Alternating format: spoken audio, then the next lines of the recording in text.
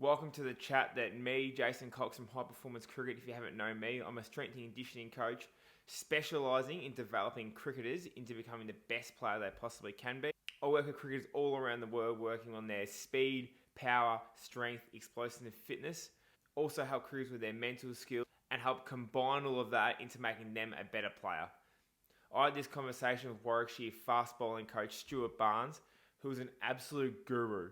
And we embarked our knowledge on all things fast bowling, on how to develop a young fast bowler from a physical point of view, and also from a technical, tactical point of view, and how to actually grow and develop a fast bowler throughout the years. We touched on how to reduce injury risk from a fast bowler, some practical ways on how to manage workloads. And the whole point of this conversation was just for you, the fast bowler, to walk away with some nuggets of gold that you could take away either to your strength and conditioning that's going to make you a better player. I'm going to keep this intro nice and short and get into it, but make sure you subscribe so you don't miss our next conversation, as we're going to be making these fast bowler chats pretty frequently, all to make you a better player. So without further ado, let's get into the chat. 15s through on the 19s. I don't reckon I had a year that I was not injured. Yeah. Through junior. I'd be really interested in hearing, not in this conversation necessarily, why you do what you do. Because there's always something that's happened in our lives, in our journeys, that makes us say, right, I want to do that. So for me, for instance, it was a realization that I was responsible for only having a 2-year professional career as opposed to a 15-year. And as soon as I came to that point and realization, and I was accountable, I thought, right, I want to be in cricket. And I want to teach people not to make the same mistakes as I made. And then I went on this quest to understand as much as I could about fast bowling and to educate people what it takes to be a professional cricketer, which actually I experienced the other end of it. Don't copy me, but there's always, that's why I'm interested in your thing, because what you offer is a little bit of both. There's some cricket knowledge in there, absolutely, but therefore, and you also offer the S&C bit, which is why I'm fascinated with this relationship, mine and you, because there aren't many people like you that have played cricket, have experienced some injuries, you've learned kind of the good stuff and maybe not so good stuff about S&C, and therefore you kind of come in on a bit of a niche. You've got experience, and you can also link it to the skill, which is gold dust. Yeah, okay. I think that's like, I think a lot of coaches and that, like, I think for me in particular, I think like we all try to be sort of like the coach that we sort of wish we had when we were younger. I reckon that's me. I reckon I was somebody probably like I was never had like the natural talent or like the speed and that to be to ever go near being professionally, ever be good enough for that. But I definitely reckon that I definitely could have got a lot more out of myself, especially through like my teenage years now. Sort of like, I reckon when I was like 15, I started off, I was actually a pretty fat kid growing up. So I was really I was like 100 kilos when I was like 13. So then from then I lost a lot of weight, like 20 kilograms when I was like 14. And then, so I sort of started to get into a bit of like health and fitness stuff then. Yeah. And then I lost a lot of weight. And then like a year after that, I was a keeper. Then I made the state team as like an opening bowler. Right. and then I guess kept making like the junior state teams and that, and then by the time I got to like under 19s, I was like under 17s and that. I was going all right, and then it just like started decreasing, and I was like just like really hating playing cricket, and just didn't really enjoy it. I was getting some injuries, but I was on the piss a fair bit, and I was just partying heaps and all that sort of stuff. And then I sort of like got to the end of that stuff, and I was like, oh, what's the point in? I wasn't really playing the highest grades I wanted to at like grade career. And I was like, it's just so frustrated. I kind of was about my career when I was, between the years like 18, 20, 21, pretty frustrating, I reckon. And just a bit annoyed. I was a bit pissed off myself. I didn't quite get the best out of myself. Or I was never going to play at top level, but I could have played just better cricket and been a bit fitter, a bit healthier. Like if I was like as fit and as healthy and as strong and had the habits I have now when I was like 18, then Yeah. I would have got so much more out of myself. I would have had so much more better experiences and that. So I reckon that was kind of thing. Just didn't quite get the best out of myself. Had a lot of fun, but I reckon that's kind of the reason. Like, just sort of tied in with being a bit of a fat kid, and so got into health and fitness, and then got it right, and then sort of lost it a little bit, and then just trying to, and then didn't really enjoy it as well. Like, didn't really enjoy playing as much as I probably wanted to as well. That's why I like the mental skills side of it as well.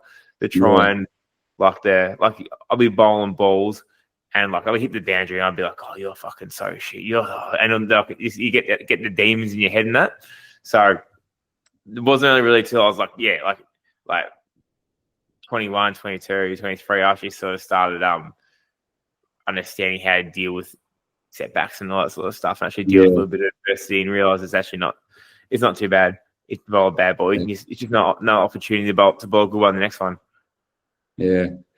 There's I actually think that if cricketers understand like the various elements of getting them to perform really well, whatever that looks like, there are now experts and people out there that are more than willing to help. So, for instance, I kind of specialised fast bowling. That was my thing, because I needed to understand. I was a quickish bowler, but I was natural. I didn't understand how I did what I did. And then once I decided, right, okay, my playing opportunity has gone. It shouldn't have gone, but I'm going to take those learnings and use that as the core of my philosophy. But when I was playing, mate, there was no S&Cs. It was 6-month contracts. So we used to rock up on the 1st of April, play cricket, go to the end of the season, then have jobs like in the winter and stuff. If people are serious about it and they kind of, okay, what does it take to bowl a spell? What does it take to bowl a second and then a third spell? And then you add in the skill requirements and then the decision making and the physical side of it as well. There are people out there now through online stuff, through technology, that can help them. So I've got a small number of online clients, and I know that you're working with clients online as well.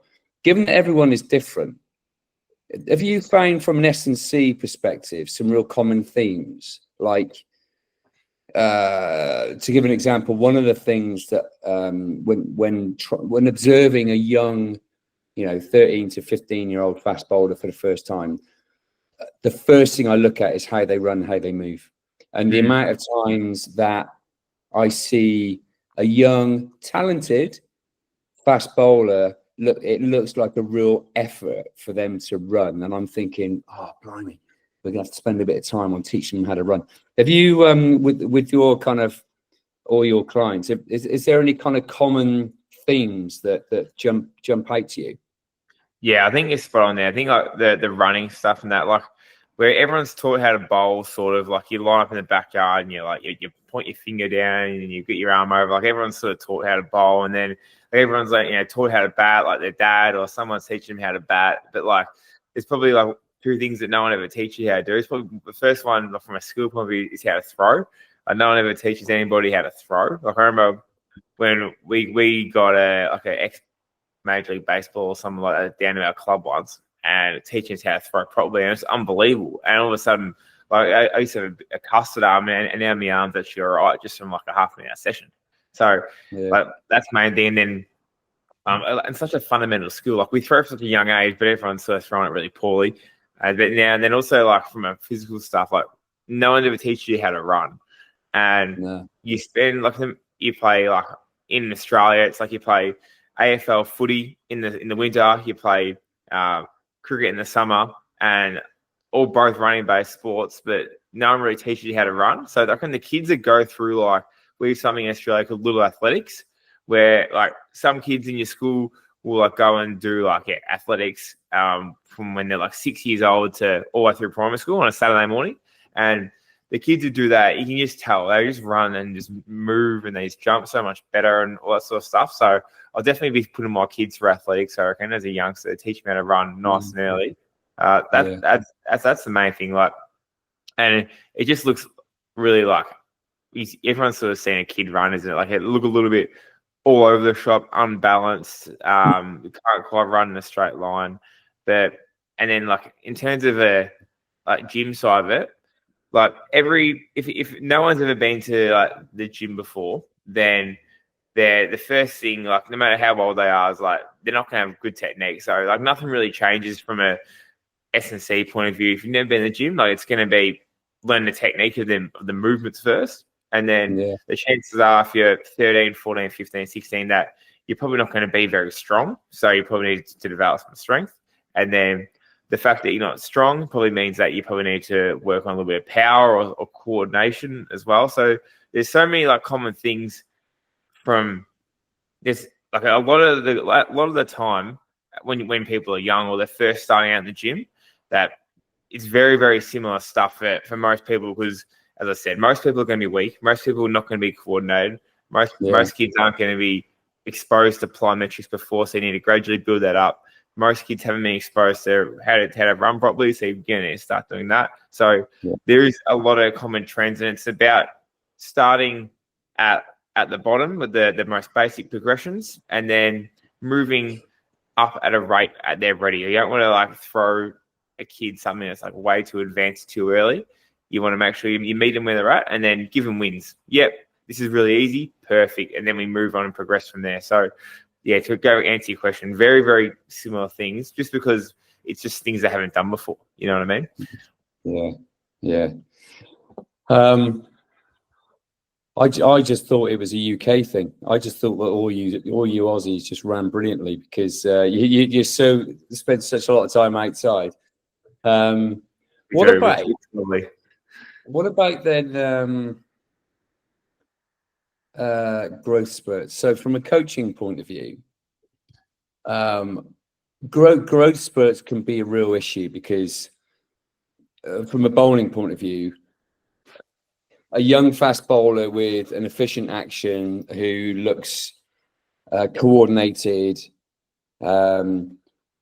decent run-up velocity at the target, and then they might rock up for 2 or 3 weeks in a row and they are all over the place and they're kind of going through a growth spurt. So the considerations from my side of things, coaching point of view, is okay, well, what part of the body is growing? So if it's the legs, I might consider just getting them through and helping them through that little phase where they're a bit like Bambi. But if it's their torso, their spine that's growing, then there's some more considerations. Do I lower the intensity? Do we focus on drills to develop seam position, more craft, whilst the back and the spine is still growing? So they're still bowling, but a lower intensity. Is there any like considerations from your side of things? So I've always worked very closely with S&C coaches, as you know.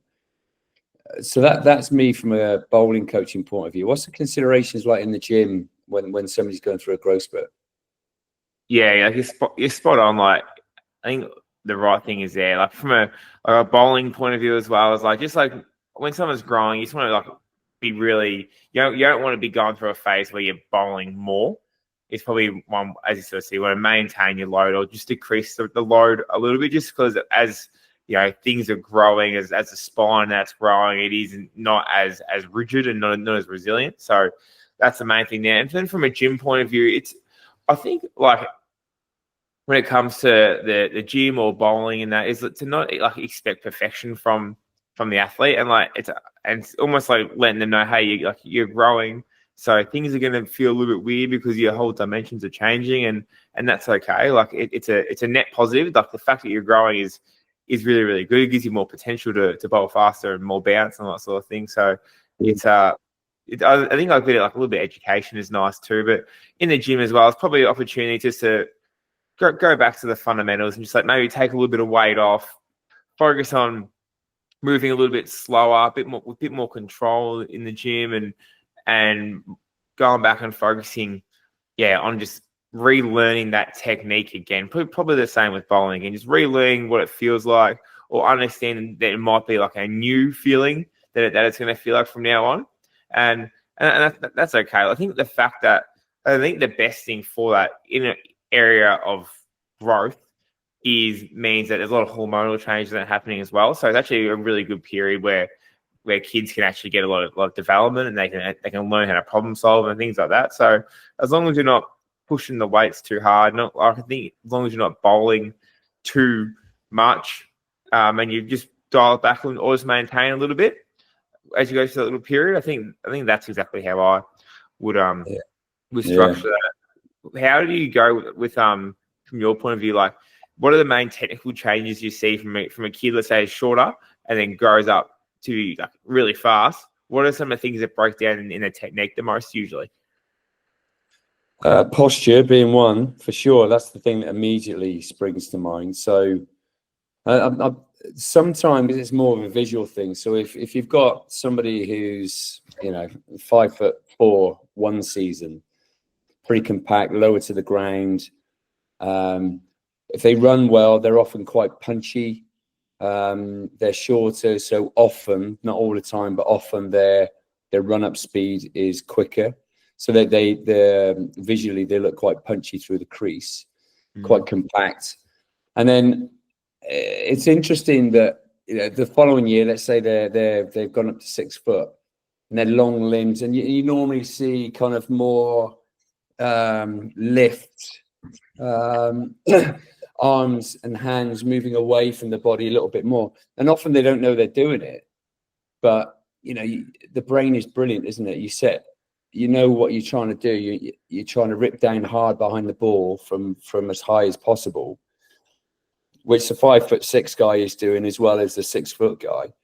But then the brain is brilliant at solving the problem of, okay, if you want to rip down as high as possible to present an upright seam when you're 6 foot, you need your arms up here, sort of thing. So everything kind of lifts. What goes with that, though, it can go the other way if they're not quite been able to stay on top of their kind of leg strength, core strength. If that is diminished, I've seen the other thing as well, where the taller bowler, they literally cannot keep upright, and so everything is sinking down. And those bowlers, that's when you start seeing like unhealthy actions. They literally cannot stay upright. So it's an interesting one. I mean, everybody is different, but yeah, I've definitely seen bowlers when they're growing, almost like subconsciously, and they need to create time somehow in order to get their limbs and everything in similar positions as where they were shorter. And the way that they create time is by kind of increasing their bowling arm circles, their non-bowling arm circles to create that time. So I've seen both ends, but yeah, definitely there's some timing kind of differences for sure. Yeah, it's cool. I've never actually, I like that because like you always see the kids that they go all over the shop, and I've actually never really thought of it as the fact they're trying to create more time. But that's actually like, now that you say it, that's actually something that I definitely agree with. So I've never thought of it that way before, but 100%, that's spot on. How would you then coach a kid like that? Like, let's say a kid's going through that phase and they see that they're starting to go all over the shop and lose balance, or a parent's starting to see that their kid's losing balance. Now, how would you how would you work with that kid would you let him go for a little bit? Would you add in some drills, constraints? How would you work through an athlete like that? Hey guys, I'm just going to take a quick pause on this video to let you know that both Barnsey and I are taking online clients on at the moment. So if you're a cricketer looking for support from a fast bowling technical point of view, or looking for a structured individualized strength training program, alongside support with nutrition, recovery, etc., then both the links to our coaching are down below in the description. All right, back to the chat.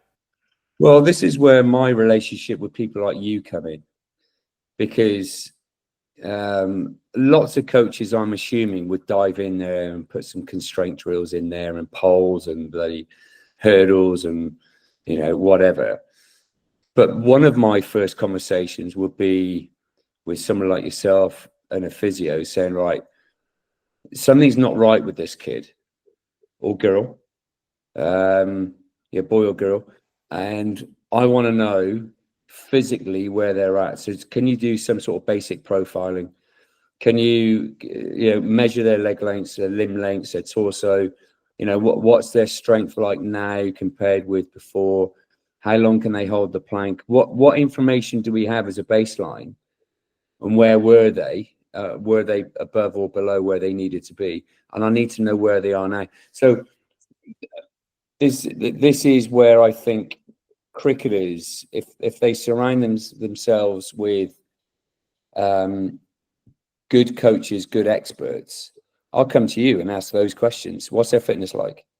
Are they still, are we monitoring anything at all? And there might not be anything, but I'll ask the question, what have their kind of monitoring scores been like? Sleep, nutrition, hydration? Is there any information that is a kind of a red flag? And once I've got that information, it's either a further conversation with the likes of yourself saying, right, okay, I've noticed their front leg is bending more now than it has done before.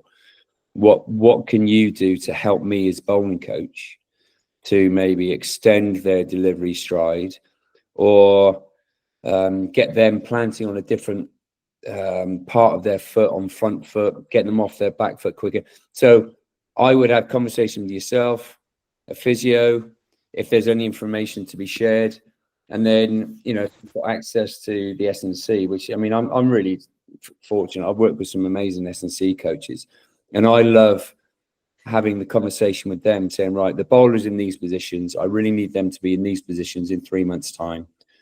This is what I'm considering from a drill point of view to get them into those positions. From a coaching point of view, I need your help. What does that look like in the gym? That's the kind of process I go through. Yeah, I love that. That's so good as well, especially for young bowlers too. There's something called like peak height velocity as well, which is essentially like at the rate that you're growing the fastest. And I think when I was going through in juniors, like Crew Victoria, got 15, 17s and that, they used to take our heights, our sitting heights and our standing heights regularly. And it goes back to what you were saying before. Like, is it our legs getting taller? Is our torso getting taller? And I think they'd take it every month or every few weeks. And at the time, I was like, I just enjoy getting me height taken because I'm tall. I'm like, how good's this? But it's actually like a reason for that. And I think that's really cool. Like, if you take your height regularly and notice, and even if for a young kid, if you just Google, I'm just doing it right now, peak height velocity calculator online, and if you just keep on their spreadsheets and that online too, just my first Google search, and if you just tracking your height, I know kids track their height all the time. If you can just put the height in at the time, etc., you can see when you're going through, and they'll tell you if you're going through a period of rapid growth. And I think if you are going through a period of rapid growth, it's not, and you start to feel like your bowling is going all over the shop. It's like, it's not, it's no need to, throw the toys out the cot and go, oh no, I'm forgetting how to bowl. It's like, no, like you should be losing a little bit of coordination right now. It's how this works. And then you can have a really good educated conversation like, hey, maybe we try and just hold 4 right now, because if we make a technical change right now, we're going to need to change it in 2 weeks' time anyway. So it's just, I think the more, as you said before, the more knowledge that we have, and what I'd like to do as well is I like to see my athletes bowl, just to see where they're at, and I ask them, have you worked with any other coaches? What have they said you need to work on?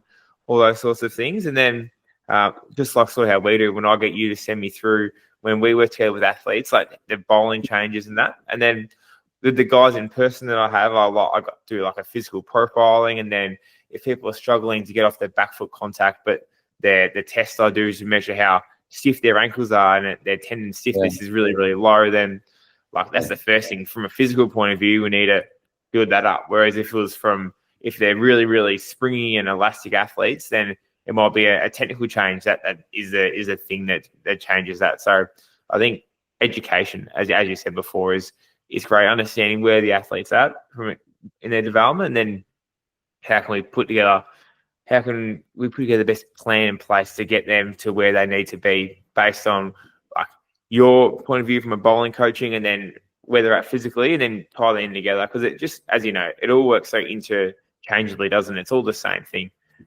Well, we ultimately, again, it's all about being surrounded by the right people from a cricketer point of view, because the cricketer's right in the middle, and then it's about collaboration. The reason we're on this call now, Coxie, is the work. Jack reached out to me, and I did an online video analysis of his bowling for an hour, and we talked about bowling, and I kind of gave him my observations and recommendations and things. And I said, well, are you working with anyone down there for like physically? And you mentioned your name, and that's when I shared those videos.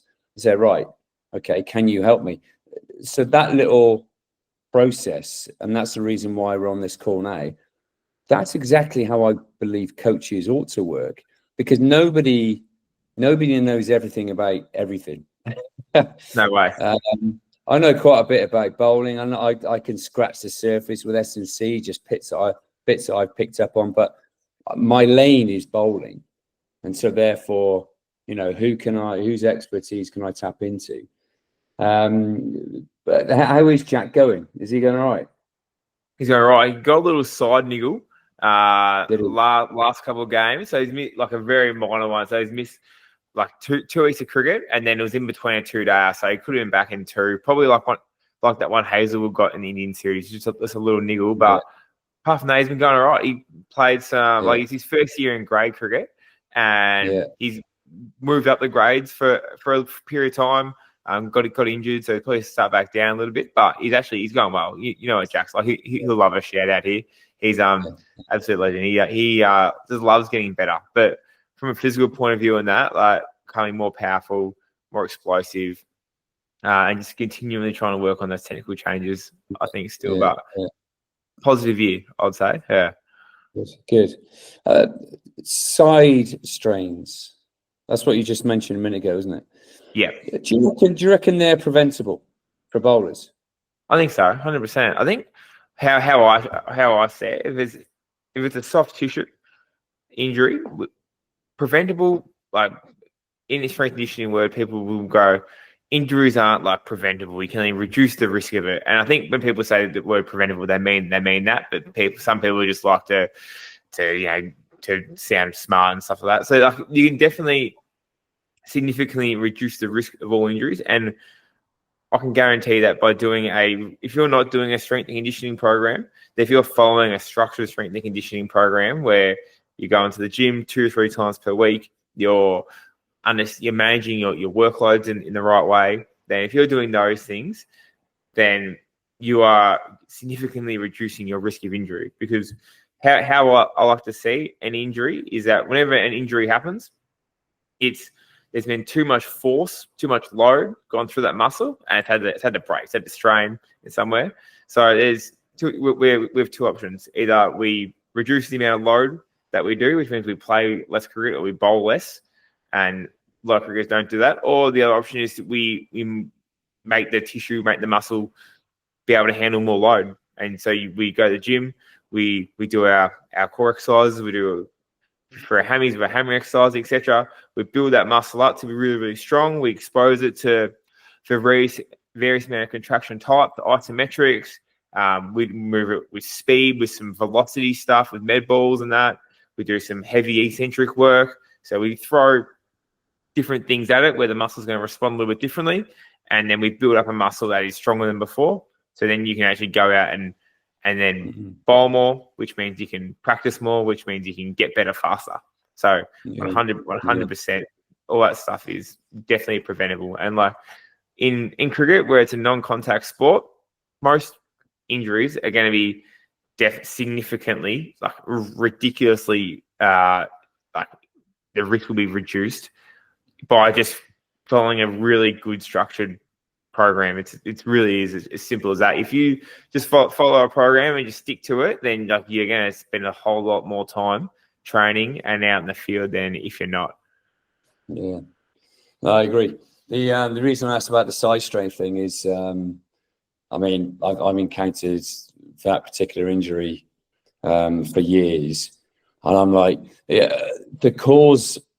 So every mechanism leading into an injury is always different. What are the possible causes? Yes, fitness, technical, length of spells, how many overs in the week, is it some tactical, is there any kind of stress going on? Because if there's stress, there's tenseness. And then, the load is offset into a slightly different part of the body that might not be as strong as how you would normally use it. And then you go into, are they recovering? Are they eating well? Are they sleeping well? But one of the things that I highly recommend anybody that is watching this is to think of every possible role that they might have to play in a game.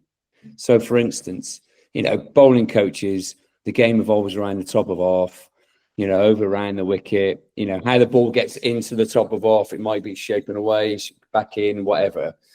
Yeah. But then those bowlers that could also be given the ball by the captain and says, right, you've got 4 overs here. I don't care how many runs you go for. You got to take a wicket. You can have a short leg slip, fine leg, square leg in front. Literally bomb alley, where you're trying to be proper aggressive. If that is a tactic that bowlers haven't practiced, they're actually going to dive into parts of the body, rotational, all sorts of things, getting the ball into the surface quickly to get it up and in the head. And I reckon there's been a number of instances where bowlers, they've come off thinking, because they've used a slightly different part of the body. So bowlers need to, and coaches need to, okay, what are the possible roles that this bowler might have to play? You've got to practice it to condition your body for the kind of requirements of their roles. Do you know what I mean? 100%. I think a way how we get calling strength and conditioning world is preparing for the worst case scenario. So let's say if you've got some GPS, you've got GPS, for example, you can see what is the absolute most that, the most high speed running that somebody has done in a game, and we got to prepare them to do that. Same thing with exactly the same as what you're saying there with the bowling stuff. It's like, what are the scenarios that this bowler could face in the game today, and what's going to be the hardest in their body? And we need to, I think, even from your point of view, from an injury prevention point of view, but also I think you'd obviously agree, the more you practice different scenarios, the more well-rounded and versatile of a bowler you are. And then a pretty condensed season, in county cricket, I think I'd assume the more versatile bowlers that can play a variety of different roles are more likely to be selected. Can you actually talk on how condensed the season is and what sort of bowlers you guys need and how flexible they need to be? Well, it does depend. So when I look at a bowling group, you need as many different skills in there as possible. Pace, seam, swing, left armers. We could go into spin, but what are the skills that we've got in the bowling group? And then the English cricket season, I can't think of one that's another kind of part of the world where it's as hectic. So you need numbers, because I've got our fixture list here. So we go away Abu Dhabi. The first game we've got is Friday, the 4th of April. That's a 4-day game. And then that finishes on the Monday. And then we got a day off. Then we train. Then we travel. Another 4-day game starting. So it's Friday starts for 3 weeks. And then we got a round off. And then we got 4 weeks in a row where we've got 4-day games. 2 away, 2 at home. So even that, you ain't finding many bowlers that can do that and play all those matches. So you need numbers, and then you start going down the lines of, okay, not how many overs they're projected to bowl, because that's dependent on how the game kind of evolves. But if somebody, the threshold is was it 36 to 39, 36 to 39 overs in a week. Competitive overs in a week. So if somebody bowls 50 overs, then it's a conversation saying, right, Yeah, you can play him again, but he's going into that kind of red zone where nothing might happen, but we know, because science has given us this understanding, that there is an increased chance of an injury. So this is where, what skills you got, how many bowlers are fit, where can we fit people in depending on our opponents. So, what do we know about their batters? Do we have a skill that we know puts the odds in our favor if we have this bowling unit in that game? Take 2 out and put these 2 in against them, that kind of stuff. But it's not easy. I was speaking with Traddy, Joel Trapp, and I was talking to him about the fixtures. Our fixtures just come out. It's hectic. You know it's going to be hectic, so you get your head around it, right? You just kind of find solutions. And I worked with Traddy at Somerset, and you were trying to. All you could see is fixtures. All right, when the fixture list comes out, all you can see is fixtures. And then he was explaining to me when Cricket Victoria's fixtures came out, all he could see was gaps. Like, you play a state game, and then you have a week or so off, sort of thing. I mean, and then he was saying what an opportunity he's got, even in season, not just to maintain strength, but and ensure there's no drop off in physical fitness, but actually an opportunity to increase because of the gap. So there's no other season like it in the UK. My philosophy around kind of skill development is, if you're not bowling, you're not improving. So from that point of view, our season is a great opportunity to actually increase your skill development, because there's so many opportunities to train and play. So you kind of test it at training, and you get that confidence to implement it. But it's the challenges, mate, are recovery strategies, because you finish a game on a Monday, you've got 1 day off, and then you're back in for 2 days and you start again the next day. So some bowlers might not bowl in between, but then the skill of the S&C and the physio to say, right, no, that bowler can't afford to bowl, he's just bowled X amount. Get him into the gym, get him on the bike, whatever. It's hectic, but there's pros and cons to everything, really. 100%. And would that affect the way, like, the different strategies that you would use in training or in the nets? Like, how would you train? Let's say you got a role at Crew Victoria. Like, how would you prepare a fast bowler, let's say in England versus Australia, knowing those time constraints? How would that differ? Well, without thinking about it before, there are lots of training sessions here. If we've got back to back, which is what we've got early season before we start T20. Depending on how many overs a bowler has bowled in the previous game, there might not be that many high intensity overs being bowled in between matches, because they've bowled a lot in games. And then there might be a little bit of repair work, technical repair work, but that's low intensity. But I'd imagine that in state cricket, that you finish a game, you might have a couple of days, 1 day off, then you're in recovery, then you're doing whatever. But I imagine training sessions are relentlessly high intense, because you got that time to, you're up here when you're playing matches, and then you've got your downtime to recover, and then when you get back out, you're fresh again. So I imagine that's a big part of that. So how would I get bowlers to, you're looking at GPSs, what's the load been, what's the differences, what does the GPS tell us between a training load versus match load, and are they moving into their match load at training? Because that's another important thing. So can I get them to bowl a 6 over spell at training, but I say to them, right, I need 2 overs eyeballs out here, because you're down on your run-up speed, you're down on your load. I need you to dive in for 12 balls in this 6 over spell. I need you up there, sort of thing. So that's kind of considerations, I reckon. Yeah, awesome. On your GPSs, do you know the brand of GPS you guys use? We got Catapult, yeah.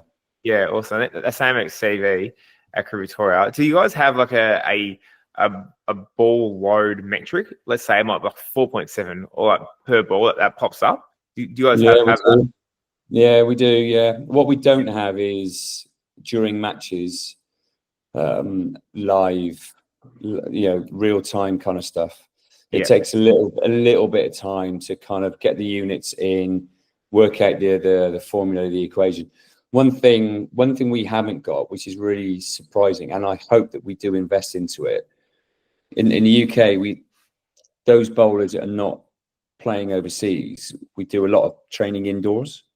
And we haven't got a system at the moment that we can use the GPSs, because indoors the roof blocks off the satellite. So, and I'm saying, well, the challenge there is that whilst bowlers are bowling a lot of volume of overs, apart from my naked eye and ball speeds, I can get ball speeds. I don't know what their load is. I don't know for 4 months of the off season how often bowlers are diving into anywhere close to their match load, if you see what I mean. It's So tough, that's a real challenge at the moment. Yeah. and that's the same challenge that like amateur fast bowlers face as well, isn't it? It's one thing that we got the GPSs and that sort of stuff, but probably most of the guys listening to this chat probably never really experienced a GPS in their back before. So something like, I think the simple ways to manage your workload and that as well will be looking at like obviously having your GPS on your watch. So start your GPS watch so you can at least manage some total distance, I think. And if outdoor training, like I think as a fast bowler, you can get some GPS units for relatively cheap. Like if I can have a look, like you can probably buy some GPS units for a couple $100 each. So if young fast bowlers can probably, a couple $100 go find themselves a GPS and have that, and that way you can track some.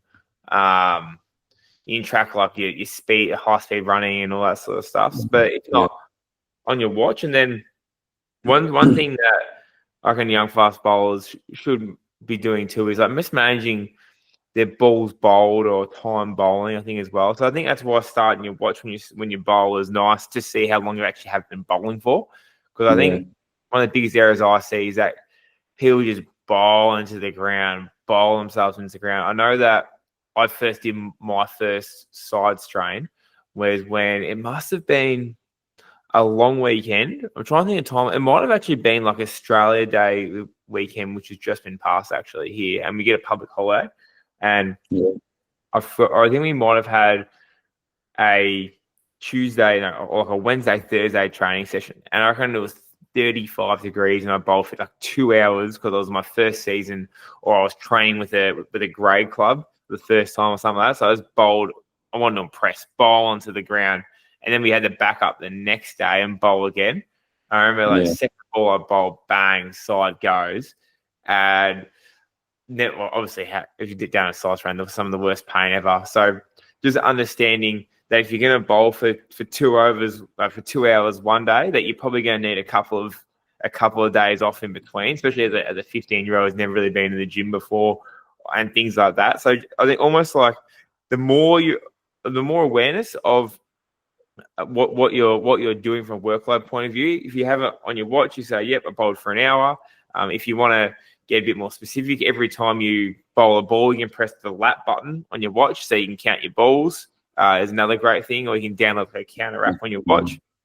If you do that, and then you might write in a diary, or you might like put it in your calendar, or you might just have it out in front of you. And when you have it up and it's visual, like instead of just being stuck in your watch, you actually write down balls bowled or time bowled, then it makes sense for the common person to go, "Oh, I bowled 2 hours yesterday.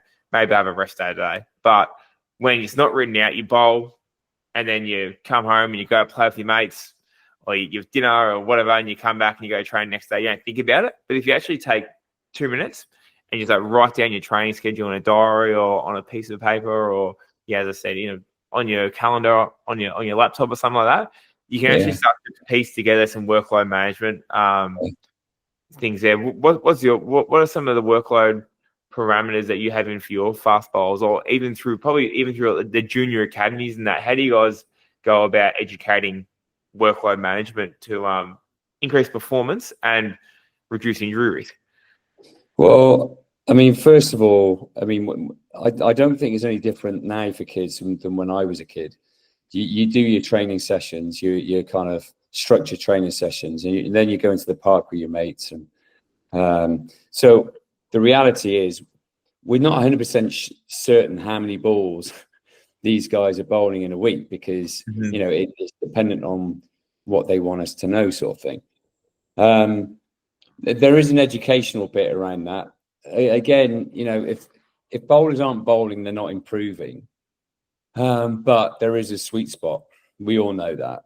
And the sweet spot is dependent on, yes, fitness levels, their action types, a few of the considerations that, you know, it annoys the hell out of me when coaches and batters view bowlers as bowling machines for batters, 100%.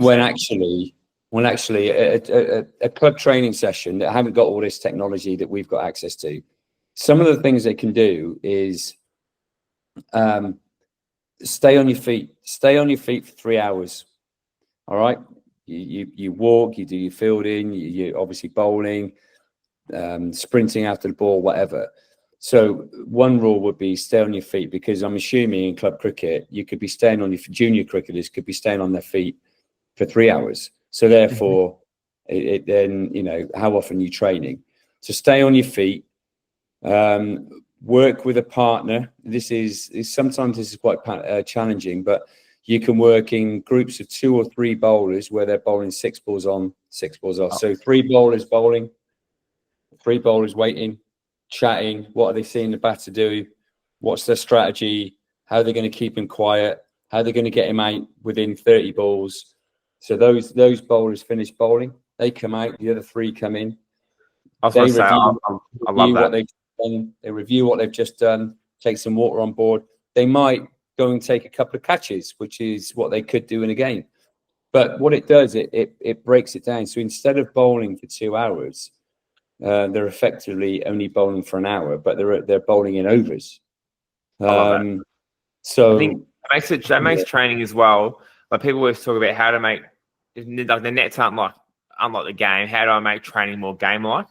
And that is exactly how you make training more game like. Instead of waiting a minute or like 2 minutes waiting for other guys to bowl, you have 4 people. We usually have 4 people in net. Pair up, go one at a time. Then you can have plans. You can set up batters better. Then the batters can get in the contest better because they know you're coming back down at them. And then you can set fields better because the batters are aware. And then I think from a physical point of view as well, like, people always come to me, I get tired my 4th, 5th ball of an over. And it's like, no wonder why, because you're bowling at 70% at training, and then in a game bowling 110%. It's like you got to bring that intensity and that work to rest ratios together. And I also want to touch that. That's brilliant. And I think someone did that with me at our club. This guy come in, Jimmy Funky Mill, absolute legend of a bloke. Come in, great bowling coach, absolute guru. And then he started doing that stuff, and us bowlers loved it. So I'm all for that, and continue with what you were saying. Well, I think it's the coach's responsibility is making training as close to what players encounter in a game, right? That's how you make it relevant. And it just slows the whole thing down. There's other training sessions where it is all about volume, but I think that the tendency can be it's all volume, bowl, hit balls, catch balls. And there is merit for those training sessions every now and then. But I think, you know, what are we good at as a team, as a bowling group? What do we know we're good at? Okay, let's touch on that. Can we make what we're good at even better? What do we learn from the last game or even the last 2 games? Okay, we're being left a lot or cut a lot by left-handers. Okay, what can we do about that? Okay, for right armers, you can go around the wicket. Let's really narrow our focus in on, you know, force stump, stroke off stump. We're trying to get hit down the ground more often than get cut, sort of thing. You can really build up a bit of a story of This is what we're good at. This is what we've learned. This is what we need to be better at. Let's really double down in this training session on that, and then you review afterwards. So you make it very specific. The other thing is, without GPSs and stuff, you can get feedback from the batters. Am I hitting the bat as hard now as you would normally feel?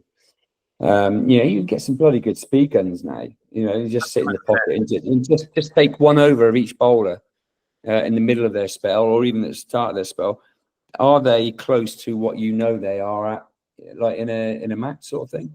So there's various things that you can do, but yeah.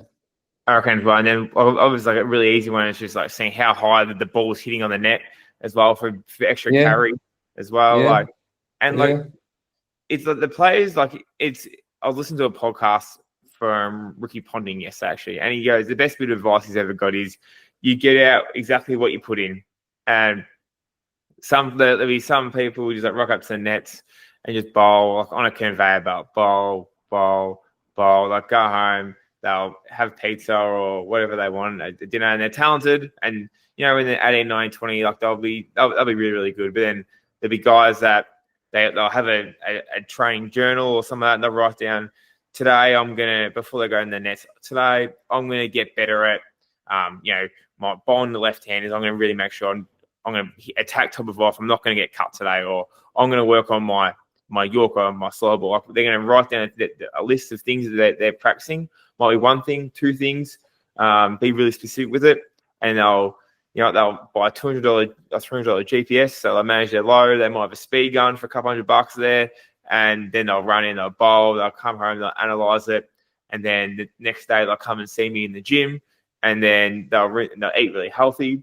And then they'll recover really well after games. And it's like, and then like both people might have the goal, yep, I want to get the best out of myself, or I want to play professionally, or just play the highest level possible. And I guarantee it's the player B who's going to actually get the most out of themselves. And then they're going to have, I think what gets a lot of young people as well, like when it comes to playing cricket, is you probably lack a sense of purpose. You're like, there's better things I could be doing. But if you invest in yourself and you have this absolute sense of purpose, and you can look back when you're 35 and go, geez, how good was that? I got the best out of myself. I learned so much things. I tried different things, and I got the most out of myself. You can be so proud of yourself, and you're going to enjoy the process a lot more if you invested a lot more in it as well, rather than just cruising through and getting through, which is like you're playing for and that's going to make you enjoy it a lot more too if you have a purpose and a direction on where you want to go,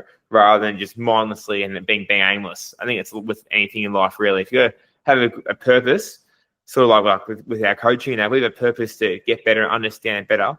Time flies and you get in the groove. Whereas if you don't really care that much, then you're not going to be as invested. You're not going to get as much out of it. So there's definitely levers that players can pull, isn't there, who aren't in professional setups that can get the most out of themselves.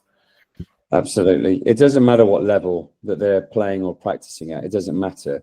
If their driver is to see how good they can be, in the car, heading to training, the question is, okay, what's the one thing that I'm looking to get from this training session?